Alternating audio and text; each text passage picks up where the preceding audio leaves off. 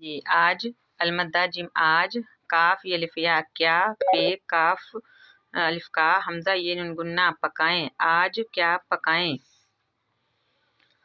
Scene जबर पे subject छुटे जी सब्जी वालिफ वाल नंबड़िए ले वाले सब्जी वाले नुन बड़िए ने सब्जी वाले ने। अलमद्दा वालिफ वा से आवाज लाम गफ अलिफ का हमसे छुटिए लगाई सब्जी वाले ने आवाज लगाई।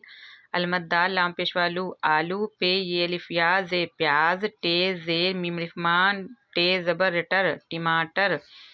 गहवा गोभ छोटिए बी गोभी पे अलिफ पा लाम जबर काफलक पालक लाम वडिए ले लाम वालो। सब्जी वाले ने आवाज़ लगाई आलू प्याज टमाटर गोभी पालक ले लो। जी इसमें तकरीबन कुछ सब्जियों के नाम हैं जो आप लोग जोड़ों के साथ बच्चों को याद करवा सकते हैं।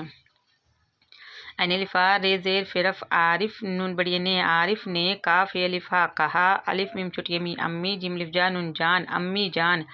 काफ अलिफ गा लम छुटियली गली गाफ लम छुटियली गली मीम ये नुन गुन्ना मैं सीन जब सब्जे छुटियली सब्जी वालिफा लम लिफला वाला अलमद्दा ये लिफिया आया है बड़े है गली में सब्जी वाला आया है।